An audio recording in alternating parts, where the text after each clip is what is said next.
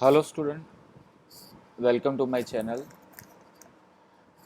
I am Darshan Dave and my channel name is Physics Made Easy by Darshan Dave. So in this lecture I am going to discuss some topics of chapter 2. The topics are electric potential and electric field, potential energy of system of charges, equipotential surfaces, right? So let us start today's lecture. Our first topic is first question is obtain relation between electric potential and electric field, right? Question है obtain relation between electric potential and electric field. Okay, now as shown in figure, consider a charge q is placed at point o. तो यानी ये रहा point o, हमने charge रखा है q. A and B are two adjacent points separated by distance dr. Separated by distance dr. तो यानी यहाँ पे A और B दो पॉइंट है and the distance between them is dr. यानी A और B बहुत ही क्लोज है, इसलिए जो डिस्टेंस लिया हमने dr लिया. ठीक है, तो dr shows a very small distance. ठीक है, now at 2 points A and B, see the potential. A का पोटेंशियल, A पॉइंट के पास चार्ज Q का पोटेंशियल कितना है, तो V, तो VA is equal to V. And B point के पास चार्ज Q का पोटेंशियल कितना है, VB, तो VB is equal to V plus delta V. ठीक, अब ये A और B दे are very close to each other. ठीक है, so electric field between them is almost constant. तो आपको पता है दोस्तों कि जो इलेक्ट्रिक फील्ड होता है, तो वो इलेक्ट्रिक फील्ड का फॉर्मूला क्या होता है. तो जो इलेक्ट्रिक फील्ड होता है, तो electric field E is equal to, formula है उसका, इलेक्ट्रिक फील्ड का फॉर्मूला होता है E equal to K Q by R square, right. तो यहाँ पे अगर दो पार्टिकल A और B if they are very close, ठीक है, तो R अप्रोक्सीमेटली सेम होगा, तो यानी R होगा सेम. अच्छा, यहाँ पे जो चार्ज Q है, तो Q भी सेम है, Q भी इक्वल है, और कोई दूसरा चार्ज है ही नहीं. K कांस्टेंट होता है, तो इलेक्ट्रिक फील्ड भी कैसा होगा, सेम. ठीक है, तो here A and B are very close to each other, so that the electric field between them is almost same, or we can say that constant. ठीक है, अब यहाँ पे जो पोटेंशियल है, तो potential at point A is VA equal to, हमने ले लिया V, and potential at point B VB equal to क्या ले लिया, V प्लस डेल्टा V. ये क्यों लिया, क्योंकि देखो Q का A से डिस्टेंस ज़्यादा है, ठीक है, और B का Q का A से डिस्टेंस ज़्यादा है और Q का B से डिस्टेंस कम है. ठीक है, अब यहाँ पे हमारे पास एक ही चार्ज है जिसको हम बोलते हैं पॉइंट चार्ज. ठीक है, तो पोटेंशियल का फॉर्मूला ऐसा होता है, potential V is equal to K Q by R. It is a potential due to point charge, right. तो अगर सोचो कि अगर डिस्टेंस कम होगा तो पोटेंशियल ज़्यादा होगा. तो देखो B का डिस्टेंस जो है वो Q से कम है और A का डिस्टेंस ज़्यादा है. A का डिस्टेंस जो है वो ज़्यादा है, तो डिस्टेंस कम होगा तो पोटेंशियल ज़्यादा होगा. तो B का पोटेंशियल हमने क्या ले लिया, VB is equal to V plus delta V, और A का पोटेंशियल हमने क्या ले लिया, VA इक्वल टू V. ठीक है, क्योंकि A दूर है तो पोटेंशियल कम, यानी V, B Q से नज़दीक है तो potential V plus delta V. ठीक है, now potential at point A is VA equal to V, and potential at point B VB equal to V plus delta V. Okay, चलो Now we want to take a unit charge from point A to B against the electric field. यानी यहाँ पे हमारे पास कोई ये point के पास एक unit charge है, यूनिट चार्ज उसको मैं Q इक्वल टू 1 यूनिट ले लेता हूँ. We want to take this unit charge from one point to another point, मतलब पॉइंट ए टू हमें पॉइंट बी ले जाना है यूनिट चार्ज को. ठीक है, तो आगे के लेक्चर्स है उसमें हमने एक डेफिनेशन ली थी कि work done to take a unit charge from one point to another point in the electric field against the electric field is called potential difference between that two point. Right, तो हम यहाँ हमारे पास यहाँ पे unit charge है, उसको हम ए से बी ले जाना चाहते हैं. So we want to take this unit charge from A to B in the electric field against the electric field. देखो अगेंस्ट कैसे, यहाँ पे electric field towards to right, देखो अवे फ्रॉम द चार्ज, ये पॉजिटिव चार्ज है. ठीक है, तो पॉजिटिव चार्ज का इलेक्ट्रिक फील्ड क्या होगा, अवे फ्रॉम द चार्ज. ठीक है ना, और हम ये जो यूनिट चार्ज है उसको ले जाना चाहते हैं ए टू बी, यानी against the electric field. Right, तो work done to take a unit charge from one point to another point in the electric field against the electric field is called potential difference between that two point. तो दोस्तों हम ले जाना चाहते हैं A to B, तो potential difference हम क्या लेंगे, फाइनल माइनस इनिशियल. तो फाइनल पॉइंट हुआ B, तो potential at point B is VB and potential at point A is equal to VA. तो VB minus VA equal to minus integration A to B E dot dl. It is equation number 1. Right, तो ये जो lecture है इसमें मैंने आपको एक definition याद करवाई आगे के लेक्चर की कि work done to take a unit charge from one point to another point in the electric field against the electric field is called potential difference between that two point. ठीक है, so now अब हम लेते हैं VB minus VA. तो VB के पास potential कितना है देखो, तो VB के पास पोटेंशियल है V प्लस डेल्टा V और VA के पास कितना है V. तो VB equal to potential V plus delta V और VA का पोटेंशियल कितना है V. तो here V gets cancelled. Right, तो पोटेंशियल हो जाएगा डेल्टा V. अब क्या है, but A and B are very very close to each other. A and B are very close to each other. So delta V tends to 0. ठीक है, तो delta V कैसे 0 आया, तो पोटेंशियल का फॉर्मूला होता है V equal to K Q by R. Potential due to point charge उसका फॉर्मूला होता है V equal to K Q by R.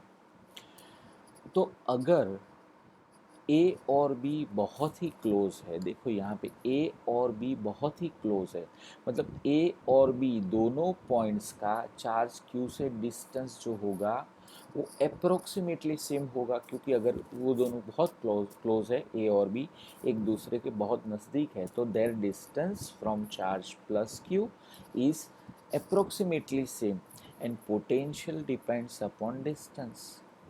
तो अगर डिस्टेंस इक्वल होगा तो पोटेंशियल भी कैसा होगा, इक्वल होगा. राइट, तो मतलब कि डेल्टा पोटेंशियल अप्रोक्सीमेटली सेम होगा. अगर पोटेंशियल अप्रोक्सीमेटली सेम है तो VB is approximately is equal to हो जाएगा VA. मतलब कि अगर हम डिफरेंस की बात करें डेल्टा V वो लगभग 0 के बराबर होगा. तो delta V let us take tends to 0, delta V tends to 0. तो A and B are very close to each other, so delta V tends to 0. In this case equation 1 is represented as, अच्छा ये equation number 1 हम एक बार देख लेते हैं. It is represented as VB minus VA. तो VB minus VA हमने आगे फाइंड किया, VB माइनस VA का आंसर हमने क्या लाए, डेल्टा V. तो इक्वेशन 1 में लेफ्ट हैंड साइड में हो जाएगा डेल्टा वी, और ये वेरी वेरी क्लोज है, तो वेरी वेरी क्लोज है तो ये इंटीग्रेशन चला जाएगा, तो इंटीग्रेशन नहीं आएगा। अच्छा, वेरी वेरी क्लोज है, अगर delta we very very close है तो डेल्टा वी की जगह पे हम डी वी लेंगे, यानी if delta V tends to zero then we can say that delta v is equal to dv। ठीक है, तो यहाँ पे डेल्टा वी की जगह पे हम लेंगे D V L H S में, और आर एच एस में जो इंटीग्रेशन था वो चला जाएगा क्योंकि ये वैल्यू बहुत ही स्मॉल है। अच्छा, यहाँ पे मैंने डी एल इक्वल टू ले लिया डी आर, देखो आगे के फॉर्मूला में यहाँ पे आपको दिख रहा है डी एल, ठीक है, डी एल की जगह पे मैंने ले लिया डी आर। तो देखो फिर से मैं यहाँ पे बताता हूँ आपको कि V B minus V A actually होता है delta V equal to minus integration A to B E dot D L, right, ठीक है। बट यहाँ पे जो delta V tends to zero है, तो if delta V tends to zero तो delta V said to be D V, तो delta V की जगह पे हम क्या लेंगे डी वी, और ये इंटीग्रेशन जो है वो चला जाएगा, तो minus E dot D L. But D L की जगह पे मैंने क्या रखा दोस्तों डी आर, तो देखो डी एल की जगह पे मैंने रखा डी आर, तो हमारा फॉर्मूला हो गया D V equal to minus E dot D R, ठीक है, where D are is the small displacement, ठीक है।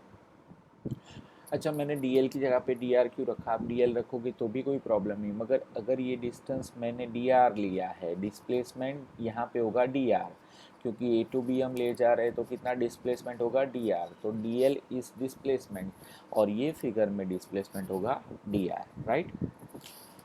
सो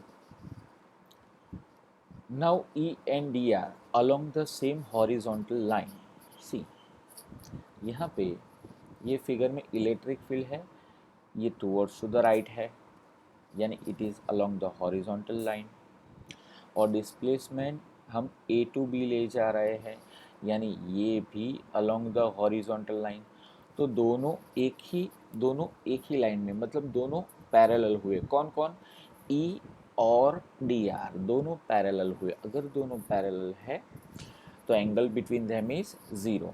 अच्छा, vector E dot D R हमने यहाँ पे क्या लिखा है dot, so dot shows the scalar product, तो डॉट में आता है कॉस, तो E D R cos zero, because E and D L are parallel to each other, तो कॉस ज़ीरो का आंसर हो जाता है दोस्तों 1, यानी ये जो कॉस ज़ीरो है उसका आंसर हो जाएगा 1।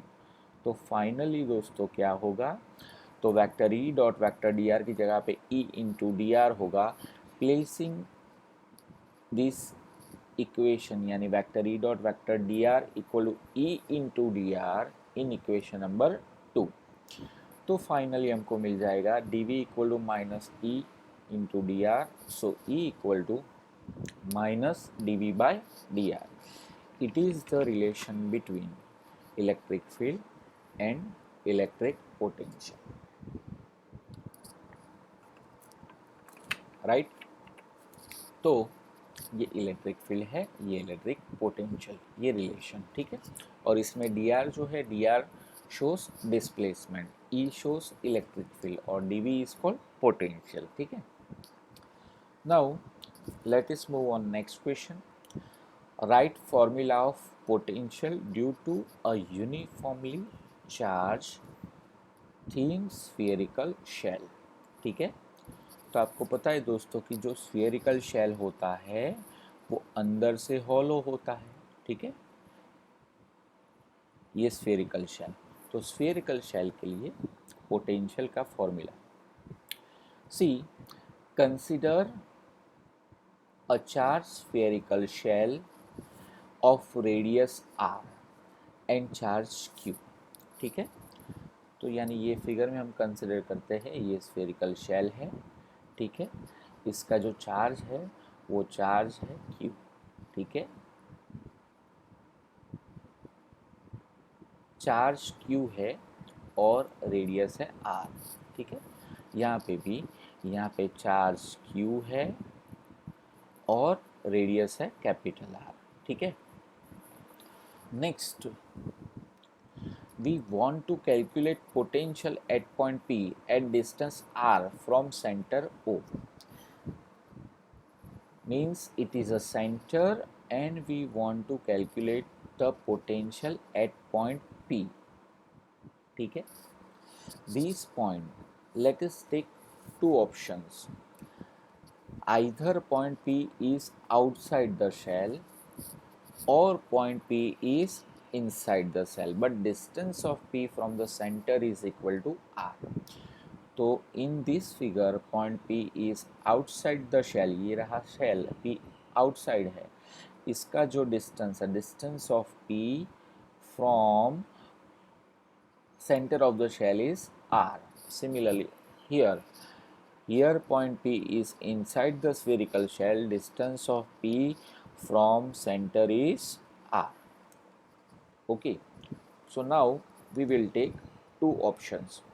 So in this, according to this figure, we can say that the small r is greater than capital R when P is outside the shell, and in figure 2 we can say that the small r is less than capital R. Here P is inside the spherical shell, right? Now in uniformly charged shell, entire charge is concentrated at the center. Let us move on one of first option कि potential at point P outside the shell, ठीक है। In uniformly charged shell, entire charge is concentrated at the center, ठीक है। तो यानी जैसा हम gravitation में मास में करते थे कि सपोज ये कोई बॉडी है, ये बॉडी है, ये बॉडी का मास जो है, यानी ये बॉडी का जो पूरा मास है ये कहाँ पे है, इसके, ये होलो बॉडी है तो इसका मास कहाँ पे होगा, it is concentrated eight its centre only. तो वैसे ही इसके ये यूनिफॉर्मली चार्ज सेल है, तो यहाँ पे जो चार्ज होगा it is concentrated at the centre only, मतलब कि entire charge is assume at the centre, यानी एट सम पॉइंट, यानी it means here we can consider the charge is point charge, right?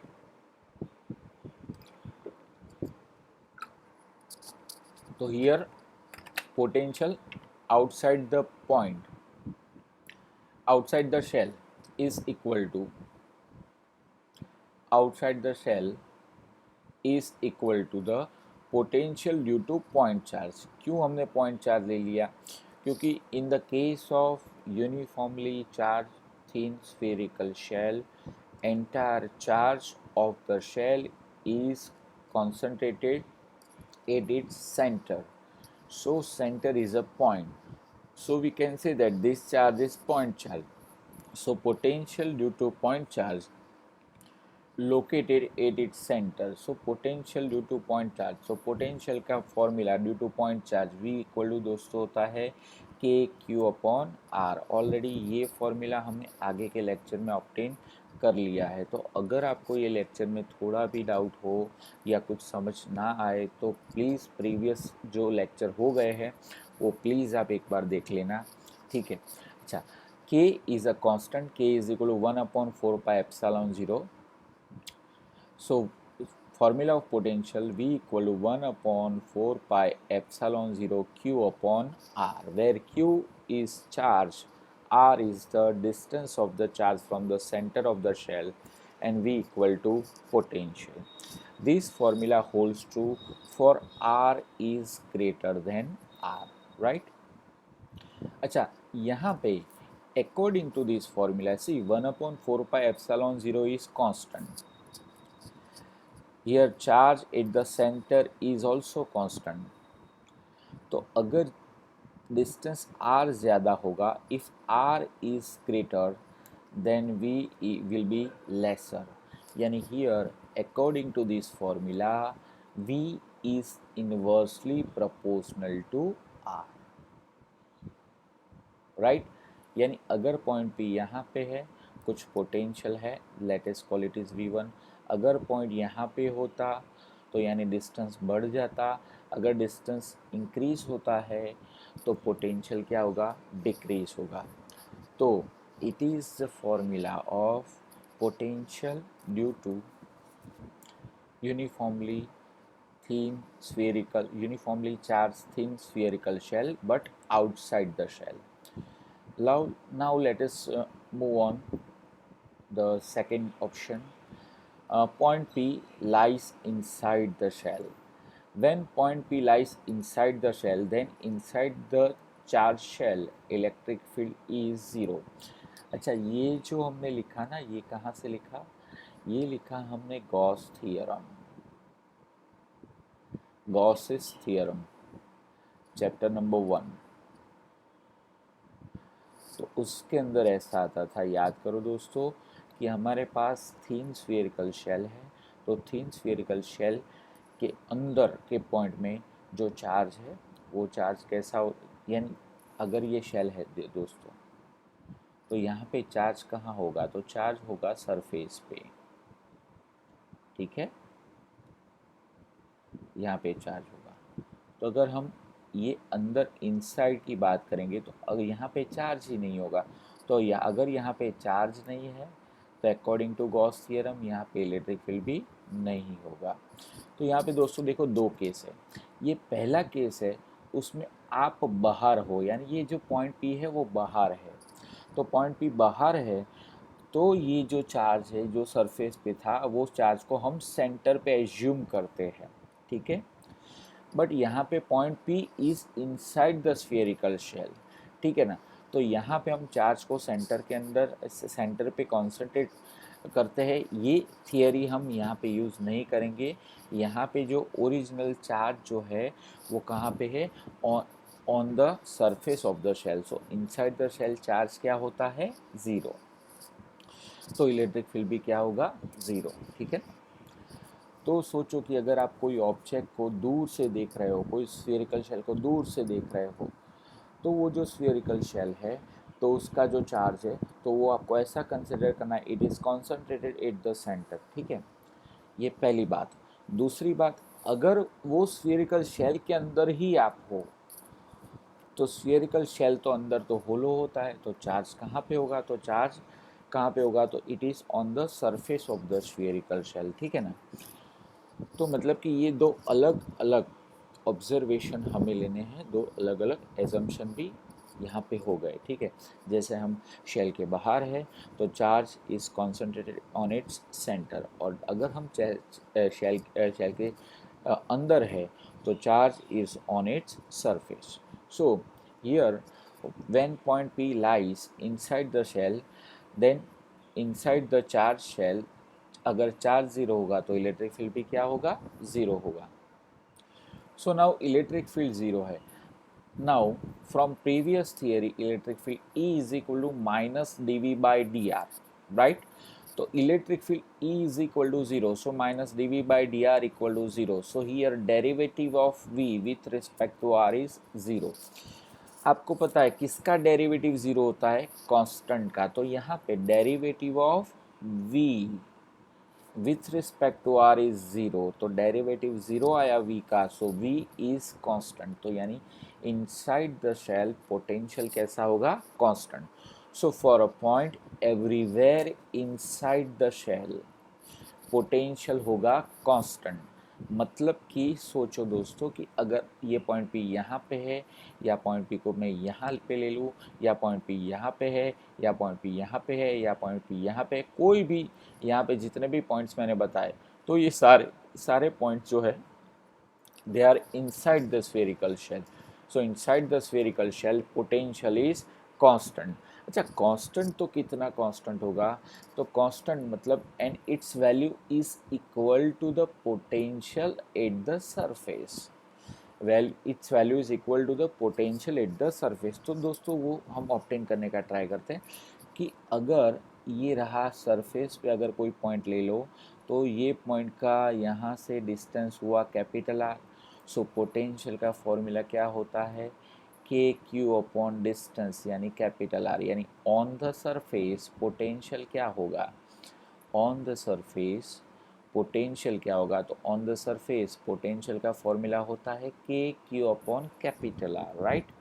So on the surface potential V equal to K Q upon capital R, ठीक है। So K is equal to 1 upon 4 pi epsilon 0 Q upon capital R. Now let us see this potential depends upon which factor in this equation of V. See, epsilon 0 constant, 4 pi constant, charge q is also constant, and capital R is the radius of the spherical shell.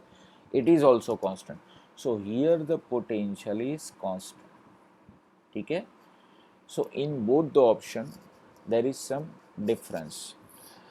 See, inside the spherical shell, potential is inversely proportional to R, and sorry, outside the spherical, if point P lies outside the spherical shell, potential is inversely proportional to R, and for a point P which is inside the shell, potential is KQ by R. All the quantities are constant, so potential is constant, right?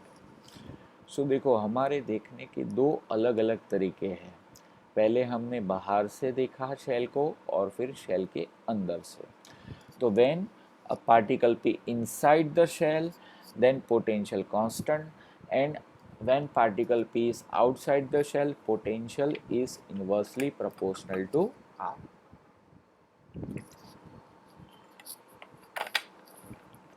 Now here in this figure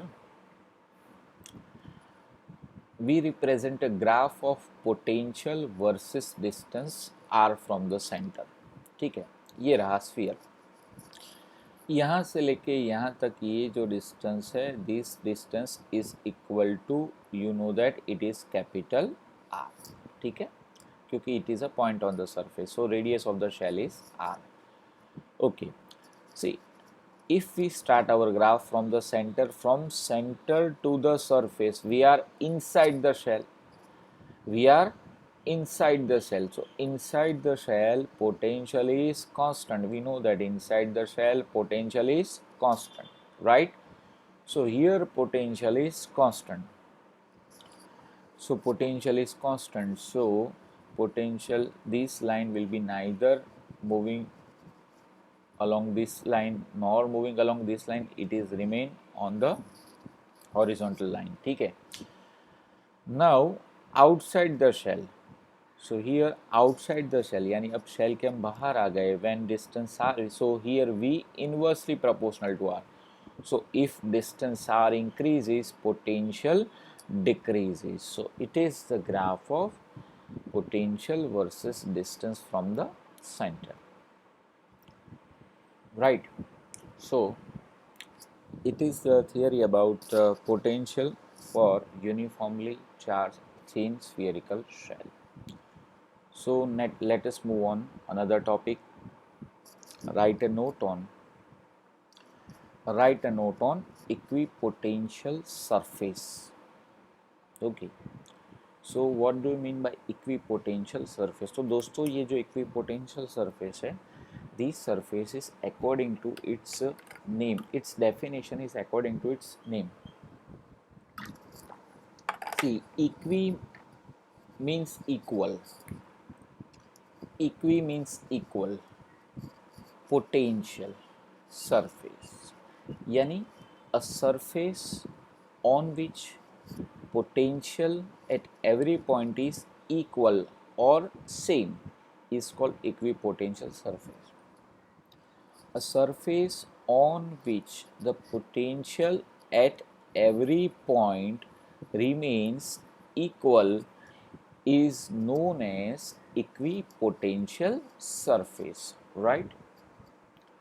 So how can we draw equipotential surface? So in figure 1, consider a spherical shell and charge is at its center, right? So here it is a shell, spherical shell, right? And charge is at its center, यानी यहाँ पे charge है। Similarly ये एक shell है, ठीक है, and charge is at its center, yani here negative charge is at its center, so here it is plus q, it is minus q. Now if we take 2 points over here, point A and point B, ठीक है, so let us find potential at point A and point B. So potential due to point charge, potential due to point charge, potential due to point charge, formula क्या होता है, V equal to K Q by R, right? So at point A, see the distance of A from charge Q is equal to R, and distance of B from charge Q is equal to R. So distance for A and distance of A and B from charge Q will be same. Now charge Q also same, so VA is equal to KQ by R. Similarly, VB is equal to KQ by R. So in this case, the potential at point A and at point B is same, right? So in this case, this entire surface, this outermost shell is said to be an equipotential surface, right? So all the points on the surface are at the same distance, not only A and B, यानी जितने points होंगे, यानी यहाँ पे ये point ले लो आप, ये point ले लो, ये point ले लो, जितने भी points है वो सारे points ये चार्ज से सेम डिस्टेंस पे, मैं सबसे आउटर मोस्ट शेल की बात कर रहा हूँ दोस्तों फिर से, तो ये सारे पॉइंट्स ये शेल से सेम डिस्टेंस पे है, तो पोटेंशियल क्या होगा सबके लिए सेम, ठीक है। तो spherical shell said to be equipotential surface if we draw many shells and charge at its centre, ठीक है, यानी सिर्फ एक नहीं, यहाँ पे बहुत सारे, देखो एक तो ये हमने ड्रॉ किया, फिर ये ड्रॉ किया, ठीक है, फिर ये शेल ड्रॉ किया, फिर ये शेल ड्रॉ किया, ये सारे शेल ऐसे, यहाँ पे सेंटर पे चार्ज है, यहाँ पे सेंटर पे चार्ज है, यहाँ पे सेंटर पे चार्ज है, यहाँ पे ये शेल के सेंटर में भी चार्ज है, ठीक है।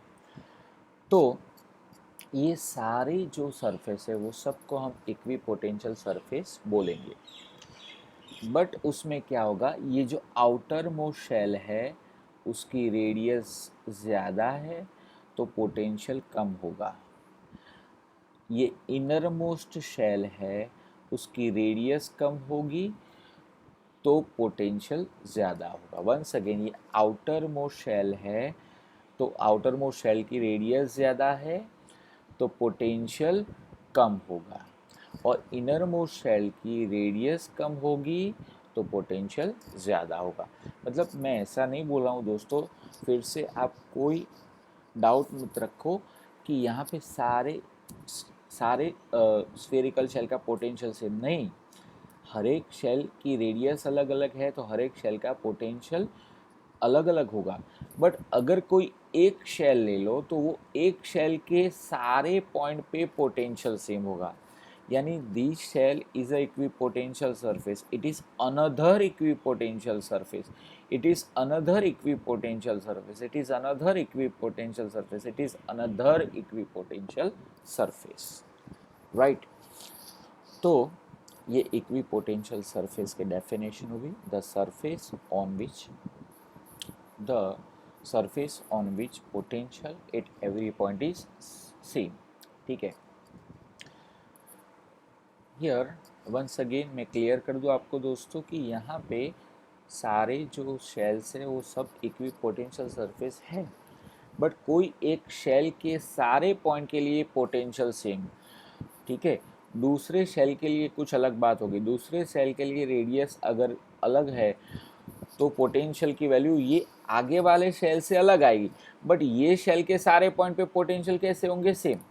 सिमिलरली अगर ये मैं तीसरे शेल की बात करूँ तो यहाँ पे रेडियस डिफरेंट है ये दोनों से, तो यानी यहाँ पे ये शेल के सारे पॉइंट पे पोटेंशियल क्या होगा same, but it is a different than other two, yes और no.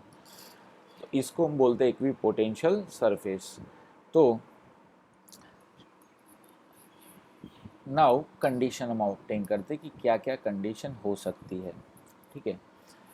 Suppose we wish to take a unit charge from point A to point B, यानी अगर यहाँ पे हमारे पास Q equal to 1 unit charge है और यूनिट चार्ज को मुझे ए से बी ले जाना है। कहाँ से कहाँ ले जाना है? ए से B. See here electric field lines are shown by this arrows. Okay, तो हमें ये यूनिट चार्ज को ए से बी ले जाना है, ठीक है ना।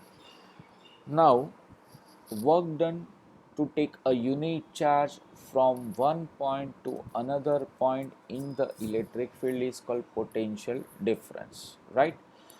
We want to take a charge from A to B, so we have to take potential difference final minus initial equal to VB minus VA. once again इसका फॉर्मूला जो पीछे है वो नीचे आएगा, जो आगे है वो ऊपर जाएगा। So minus integration A to B vector E dot vector d L, right. But ये जो ए और बी है they are on the same surface, so same surface पे है तो पोटेंशियल क्या होगा? सेम होगा। तो V B minus V A is equal to zero. तो अगर V B minus V A zero है, अगर V A equal to V B है, then we B minus V ए क्या हो जाएगा? ज़ीरो हो जाएगा, राइट। तो यानी यहाँ पे एल एच एस हो जाएगी ज़ीरो, तो इंटीग्रेशन ई डॉट डी एल क्या हो जाएगा? ज़ीरो। तो यहाँ पे इंटीग्रेशन ई डॉट डी एल क्या हो जाएगा? ज़ीरो। अगर ये ज़ीरो आएगा तो ये इंटीग्रेशन भी नहीं रहेगा, ठीक है। So finally E dot D L is equal to क्या होगा? ज़ीरो। अच्छा, ये डॉट प्रोडक्ट है तो डॉट प्रोडक्ट में आप जानते हो कि कॉस आता है, तो E d l cos theta equal to zero. तो इसके दोस्तों तीन ऑप्शन हम लेते हैं। फर्स्ट वन या तो ई ज़ीरो होगा, सेकंड ऑप्शन लेता हूँ मैं, या तो डी एल ज़ीरो होगा, तीसरा ऑप्शन या तो कॉस थीटा ज़ीरो होगा, ठीक है। तो यहाँ पे देखो ऑब्वियस है कि यहाँ पे चार्ज है तो इलेक्ट्रिक फील्ड तो होगा ही, तो E is not equal to zero. अच्छा, यहाँ पे ए टू बी हम चार्ज को ले जा रहे हैं ना, तो ए टू बी डिस्प्लेसमेंट कुछ ना कुछ तो हो रहा है, क्योंकि A and B are the different point, so displacement is not equal to zero. तो यानी फाइनली यहाँ पे क्या होगा? कॉस थीटा ही ज़ीरो होगा, ठीक है। अगर कॉस थीटा ज़ीरो है तो थीटा क्या होगा? Pi by two. तो here cos theta is zero, cos theta हो जाएगा ज़ीरो। तो अगर कॉस थीटा ज़ीरो है तो थीटा क्या हो जाएगा दोस्तों? पाई बाई टू, यानी 90 degree. So here electric field E and D L are perpendicular to each other. यानी देखो यहाँ पे ये इलेक्ट्रिक फील्ड है, ये इलेक्ट्रिक फील्ड ऐसे है, और डिस्प्लेसमेंट ये डायरेक्ट लाइन में ऐसे ड्रॉ करता हूँ, ठीक है। तो यानी ये कैसा होगा? 90 degree. E and D L are perpendicular. तो मतलब कि इसकी कंडीशन क्या हुई? देखो ये दोस्तों इलेक्ट्रिक फील्ड है और ये ए और बी इक्वी पोटेंशियल सरफेस पे है, तो here electric field and equi potential surface must be perpendicular, ठीक है। If the surface is equipotential, then electric field and the surface are perpendicular to each other.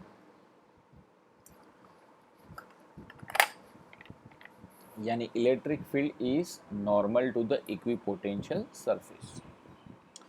Now see the second figure. In this second figure, here we show an electric field. It is a uniform electric field, right? Why we can say that uniform electric field? All the field lines are parallel, all the field lines are equidistant, so it is uniform electric field. Now these two surfaces shown in figure by green color, these surfaces are called equipotential surface. Why? Because see, if it is a x-axis, it is x-axis, it is a y-axis, right, and it is a z-axis. So in this case, see friends, electric field is in which direction? X direction. Electric field is in x direction, and these surface is in YZ plane. Which plane? YZ. So surface is in YZ plane. So they are perpendicular to each other. So in this case these surface are known as equipotential surface. क्योंकि यहाँ पे ऊपर की जो condition है वो हमारी satisfy हो रही है कि electric field is normal to the equipotential surface, right. So if one can say that what is the shape of equipotential surface for a point charge, so you can say that for a point charge equipotential surface is hollow spherical shell. ठीक है. Now equipotential, next condition, equipotential surface are closer together in that region strong electric field is there. तो electric field कैसा होगा? Strong होगा. कैसे हम देखते हैं आगे कि E is equal to minus D V by D R, right. But potential constant because equipotential surface, because of equipotential surface potential कैसा होगा दोस्तों? कांस्टेंट. तो if potential is constant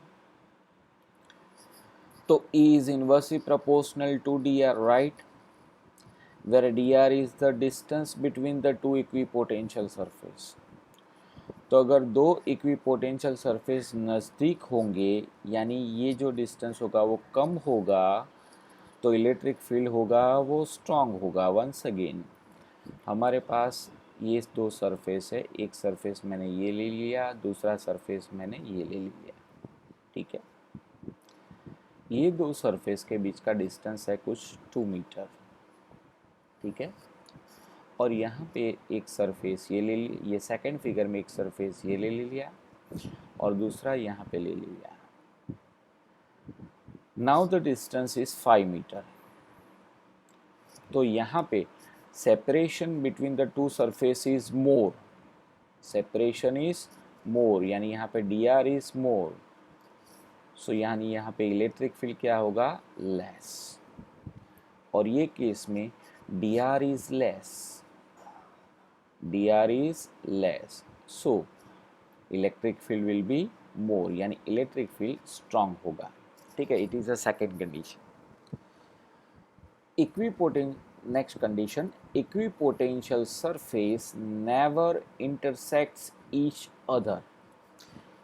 If they intersect then there will be two values of potential at the point of intersection, which is impossible. So if we consider two different equipotential surface are intersect over here. See, it is a first surface, okay, and it is a second surface. Acha, here this equipotential surface having potential on each surface is V1 equal to 5 volt, right. Now it is another equipotential surface. Here suppose the potential it on each point on this surface V2 equal to suppose 10 volt. Let us say intersecting at this point. सो ये point का potential हम क्या लेंगे? क्योंकि ये जो point है वो पहले वाले फर्स्ट सरफेस पे भी है, वो सेकंड सरफेस पे भी है. तो यानी इसकी वैल्यू 5 वोल्ट भी आ सकती है, इसकी वैल्यू 10 वोल्ट भी आ सकती है, which is impossible in practice. तो अगर दो इक्विपोटेंशियल सरफेस इंटरसेक्ट होंगे तो जो पॉइंट ऑफ इंटरसेक्शन होगा वहाँ पे पोटेंशियल की हमको दो अलग अलग वैल्यू मिलेगी, which is impossible in practice. So equipotential surface never intersects each other, right. Now in figure given below we represent the equipotential surface of various charge system. So here it is the equipotential surface for a dipole. We know that what is a dipole? Dipole means a system made by two equal but unlike electrical charges is called dipole. So here it is a positive charge, it is a negative charge, equal amount of negative charge, right?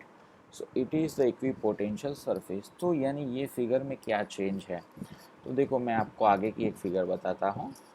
यहाँ पे दो figure अलग अलग है, ठीक है. Here in figure 1 it is a figure for positive charge and it is a figure for negative Q charge. Both are individual figures.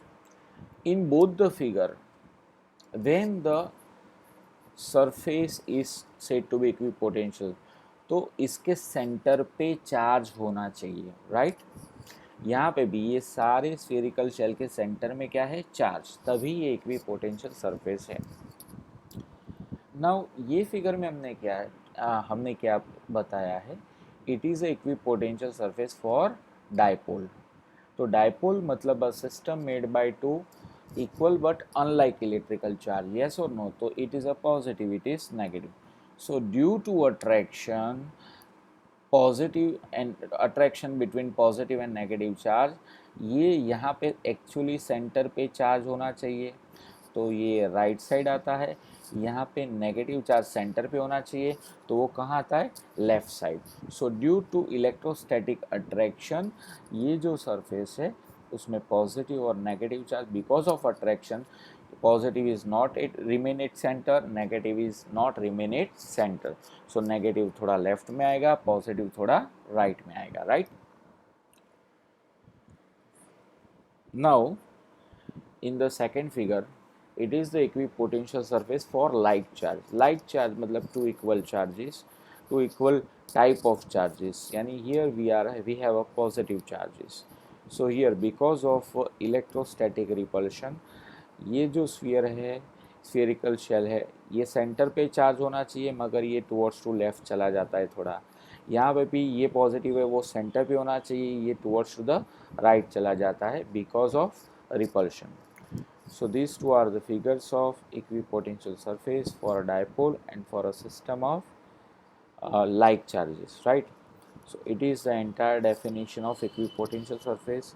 Student, it is a very important topic according to your exam point of view. So please say it, read it properly. Now let us move on. Our next question, write a note on potential energy of system of charges, right? Now as shown in figure, we want to obtain potential energy of system of charges. यानी ये जो figure है, ये figure में हम एक से ज़्यादा चार्जेस एक साथ लाएंगे और वो चार्जेस की पोटेंशियल एनर्जी हम फाइंड करना चाहते हैं. In given figure consider 3 points A, B, C having position vectors are R1, R2, R3 with respect to the origin. So here consider 3 points, one is A, B and C. Their positions are vector R1, their position vector of B is R2 and position vector of C is R3 with respect to origin, right? Now we want to bring a charge Q1, Q2 and Q3 from infinity. तो अभी दोस्तों ऐसा consider करो कि तीन charge है, suppose Q1 है, Q2 है, Q3 है. ये तीनों अभी इन्फिनिटी पे है या इनफाइनाइट डिस्टेंस पे है, ठीक है. यानी initially all the charges Q1, Q2, Q3 assume to be at infinite. We want to bring them from infinity to these points. Yani we want to bring a charge Q1 from infinity to A, we want to bring a charge q2 from infinity to b, we want to bring a charge q3 from infinity to c, right? So now what we have to do, let bring a charge q1 from infinity to point a, यानी infinity से हम point a पे लाएंगे। तो here no work is required in this process because there is no electric field, yes or no?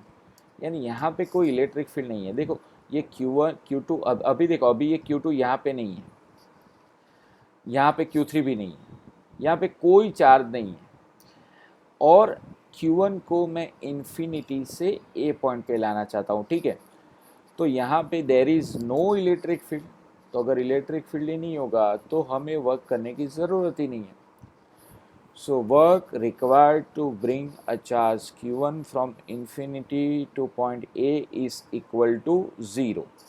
So let us take this work is W1. W1 is equal to 0 at point A. ठीक है, अब मैं आपको बताऊँ work कब करना पड़ता है। या तो हम इलेक्ट्रिक फील्ड के अगेंस्ट में कुछ फोर्स लगाएंगे और डिस्प्लेसमेंट होगा तो वर्क होगा, ठीक है? वर्क कब होगा, जब हम इलेक्ट्रिक फील्ड के अपोज में कोई चार्ज को ले जाएंगे, फोर्स लगाएंगे, वो चार्ज का डिस्प्लेसमेंट होगा, फोर्स इनटू डिस्प्लेसमेंट मतलब वर्क, तब वर्क होगा। बट यहाँ पे तो इलेक्ट्रिक फील्ड है ही नहीं। If there is no electric field so there is no work, so W1 is equal to 0, ठीक है? Now work required to bring a charge Q2 at point B, ठीक है, इज गिवन बाय, अब देखो अब वर्क 0 होगा या नहीं, देखते हैं हम। चलो ये जो चार्ज Q1 है ये अभी ऑलरेडी A पॉइंट पे आ चुका है, यस और नो? सो ये चार्ज Q1 का कुछ इलेक्ट्रिक फील्ड यहाँ पे होगा, यस और नो? तो here there is electric field, so here to bring a charge Q2 from infinity to point B, we should do some work against this electric field. So in this case work is not 0. अच्छा, ये work कितना होगा? तो दोस्तों मैं definition आपको बता दूं, work done to take a Q charge from infinity to a given point in the electric field against the electric field is called potential energy. ये डेफिनेशन हमने फर्स्ट लेक्चर के अंदर दी थी, याद हो तो आपको। तो उसमें हमने ऐसा लिखा था, अगर चार्ज 1 यूनिट है तो वर्क होगा V, चार्ज Q यूनिट है तो वर्क होगा VQ। फिर से दोस्तों यहाँ पे जैसे जैसे टॉपिक आगे जाएगा वैसे वैसे जो पीछे वाले टॉपिक जो आगे हो गए हैं हमारे, तो वो आपको याद होने चाहिए, उसका कंसेप्ट आपको आना चाहिए। अगर उसका कंसेप्ट नहीं आएगा तो आगे समझने में थोड़ी दिक्कत हो सकती है। तो बेटर यही है दोस्तों कि आप ये पार्ट देखो, इससे पहले आपको पहले सारे पार्ट रिवाइज करने के बाद ही ये पार्ट देखना पड़ेगा, तो आपको बहुत ही अच्छे से समझ में आएगा, ठीक है? सो वो जो वर्क है उसको हम बोलते हैं VQ, ठीक है? तो now work is required to bring a charge Q2 from infinity to point B is given by W2 या U2 भी बोल सकते हैं, equal to Q into V, ठीक है ना? तो work done to bring a unit charge from infinity to a given point in the electric field against the electric field is called potential.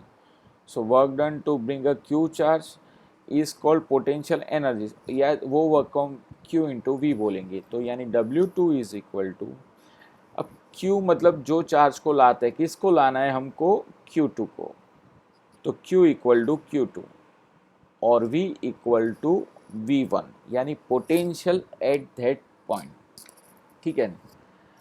यानी यहाँ पे W2 equal Q2 into V1, और ये point का पोजीशन वेक्टर क्या है दोस्तों, R2। तो potential at that point is equal to, we can say that V1 R2, यानी ये V1 इंटू R2 नहीं है, ये R2 आपको बताता है पॉइंट B की पोजीशन, क्योंकि हमें जो Q2 चार्ज लाना है वो B पॉइंट पे लाना है, और B पॉइंट का पोजीशन वेक्टर क्या है, R2, right. So W2 equal to Q2, what is V, formula of V, formula of potential KQ by R, so here V1 R2, formula of potential होता है KQ by R, तो K, ठीक है। अच्छा, potential due to charge Q1, ठीक है, और ये चार्ज Q1 का B से डिस्टेंस, उसको यहाँ पे हमने ड्रॉ किया है R12, राइट। वंस अगेन दोस्तों समझ लो, W2 work equal to V into Q, उसमें Q मतलब जो चार्ज को हम इन्फाइनिटी से लाते हैं, तो इन्फाइनिटी से किसको लाया है हमने, Q2 को, तो Q की जगह पे होगा Q2, और V इज पोटेंशियल, तो ये जो V है ये क्या है, पोटेंशियल एट दैट पॉइंट, यानी हमें B पॉइंट पे लाना है ना, तो B पॉइंट पे पोटेंशियल कितना होगा, तो B पॉइंट पे पोटेंशियल होगा V1 R2। V1 vector R2 हमने क्यों लिखा, क्योंकि B पॉइंट का हमें ये पॉइंट पे पोटेंशियल, अब ये पॉइंट को बताने के लिए हमें कुछ ना कुछ तो सिंबल या साइन रखनी पड़ेगी, तो B पॉइंट का पोजीशन वेक्टर क्या है, R2, तो V1 R2, राइट। सो V1 R2 हमने कैसे कैलकुलेट किया, potential equal to potential due to point charge equal to KQ by R, K potential due to Q1, और ये B पॉइंट का यहाँ से डिस्टेंस R12, तो KQ1 अपॉन R12, ठीक है।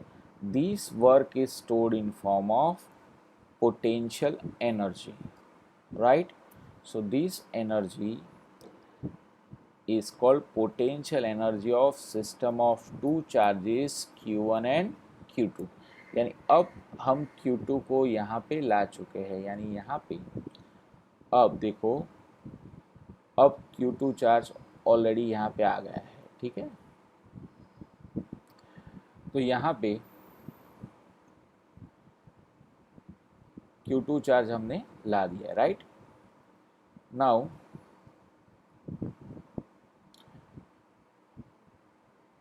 ओके ओके, तो ऑलरेडी अब Q2 चार्ज यहाँ पे आ गया।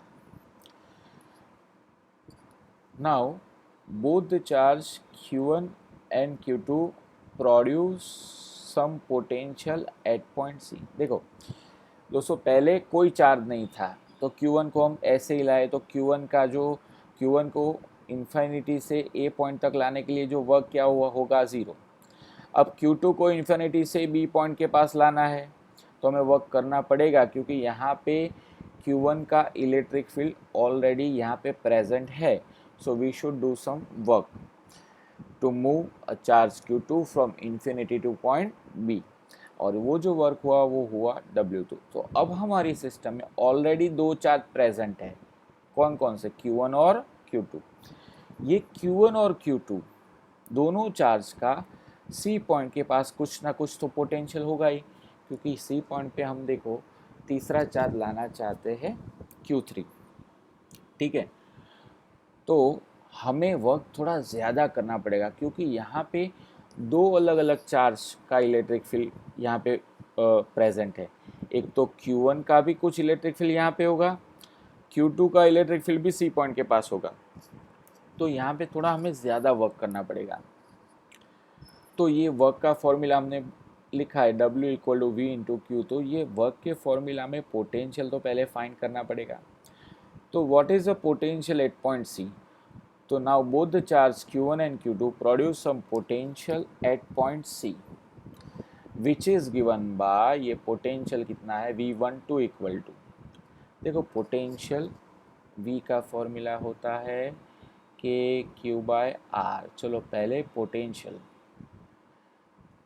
V12 हम फाइंड करें, तो कैसे फाइंड करेंगे, देखो दोस्तों, पहले पोटेंशियल ड्यू टू Q1, तो देखो Q1 का C से डिस्टेंस कितना है, तो Q1 का C से डिस्टेंस, ये पूरा डिस्टेंस कितना है, R13, ये डिस्टेंस कितना है, R13।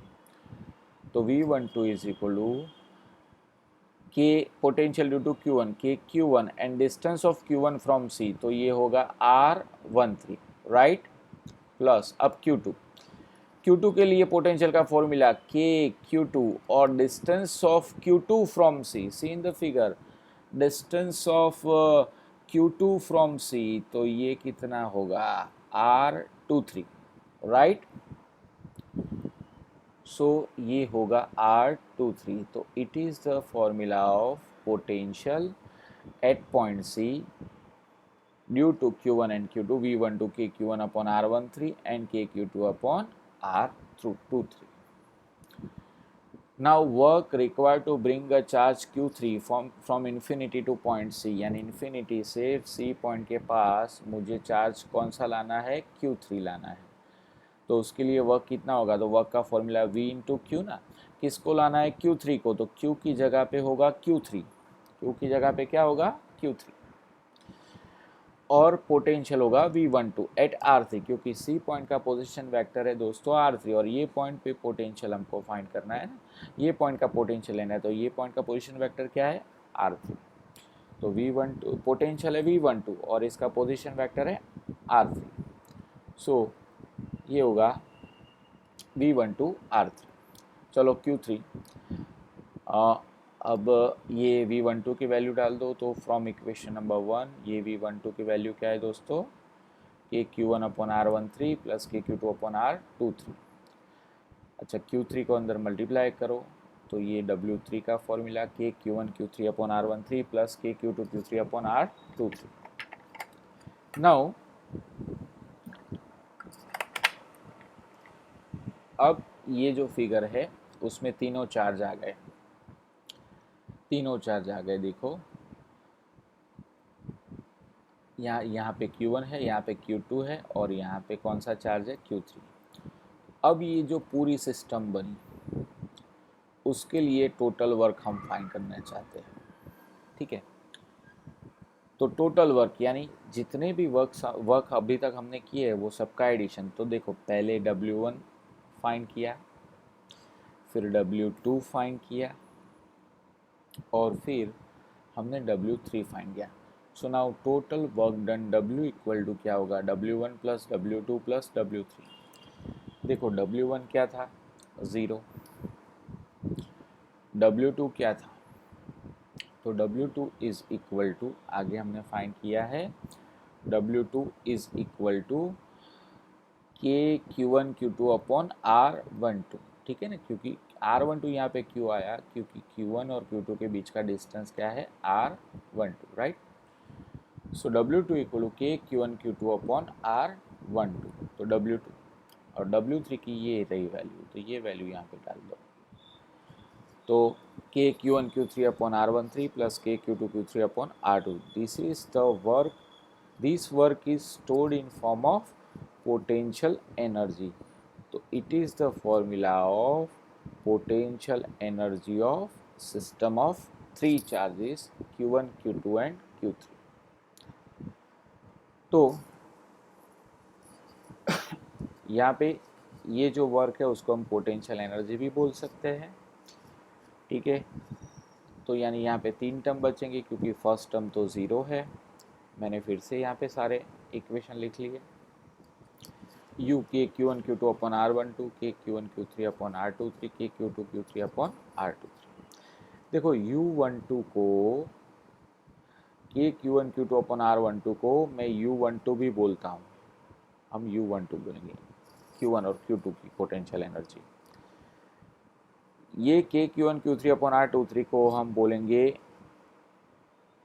U13, Q1 और Q3 की पोटेंशियल एनर्जी, और के Q2 Q3 अपॉन R13 को हम U23 बोलेंगे, Q2 और Q3 की पोटेंशियल एनर्जी। ये सब में मैंने के कॉमन ले लिया, ठीक है। तो k की वैल्यू होती है 1/4πε0। अब इसका मैं एक कॉमन इक्वेशन बनाता हूँ। कैसे बनाएंगे? देखो यहाँ पे बीच में समेशन है ना, क्या है? समेशन। समेशन मतलब सिग्मा। ओके, यानी यहाँ पे देखो हर जगह दो अलग अलग चार्ज है, Q1 Q2 both are different, Q1 Q3 both are different, Q2 Q3 both are different. So यहाँ पे दो अलग अलग चार्ज QI QJ। नीचे डिस्टेंस R12, देखो R12 R13 R23 की जगह पे मैंने लिखा RIJ। अब यहाँ पे हमें कुछ लिखना पड़ेगा कि ये इक्वेशन के सिमिलर, जैसे यहाँ पे Q1 Q1 नहीं है, Q2 Q2 नहीं है, Q3 Q3 नहीं है, यानी I और J दोनों अलग अलग है, तो I is not equal to J। दूसरी बात R12 R13 R23, यानी ये जो पहले वाला I है वो J से लेस है, ये I2 है तो J3 है, यहाँ पे I2 है तो J3 है, तो यानी I is less than J। So it is formula of potential energy of system of charges। तो यानी यहाँ पे हमारे पास टोटल 3 चार्जेस की हमने सिस्टम बनाई, ठीक है। ये उसकी पोटेंशियल एनर्जी का फॉर्मूला। तो न्यूमेरिकल के लिए दोस्तों कुछ टिप्स याद रखो। अगर दो चार्ज है Q1 Q2 तो potential energy U equal to U12 यानी K Q1 Q2 upon R12। अगर तीन चार्ज है तो पोटेंशियल एनर्जी कैसे फाइंड करेंगे? चार्ज तीन है और पोटेंशियल एनर्जी में सिर्फ दो ही टर्म आते हैं, Q1 एंड Q2, यानी दो ही टर्म, एक और ये दूसरा, और यहाँ पे हमें तीन चार्ज है तो हम कैसे फाइंड करेंगे? देखो पहले 1 से स्टार्ट करें, 1 का 2 के साथ प्लस 1 का 3 के साथ सिस्टम लेना है, तो U12 प्लस U13। अब 2 से स्टार्ट करें, 2 का 3 के साथ, अब 2 का 1 के साथ नहीं ले सकते क्योंकि ऑलरेडी U12 आ चुका है, तो U21 लेंगे तो सेम ही हो जाएगा। तो U12 इक्वल के Q1 Q2 upon R12 plus के Q1 Q3 upon R13 plus K Q2 Q3 upon R23। अच्छा, ये फॉर्मूला में ये जो पोटेंशियल एनर्जी है, this potential energy of system of charge is inversely proportional to R। तो अगर आपको कोई MCQ ऐसे पूछे कि when two electrons are brought closer to each other, closer to each other,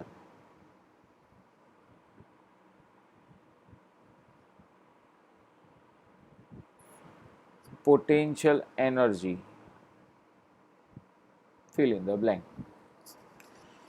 देखो अगर दो इलेक्ट्रॉन को नज़दीक लाए मतलब ये डिस्टेंस कम होगा, अगर डिस्टेंस कम होगा R decrease then U increase, तो पोटेंशियल एनर्जी इंक्रीजेस,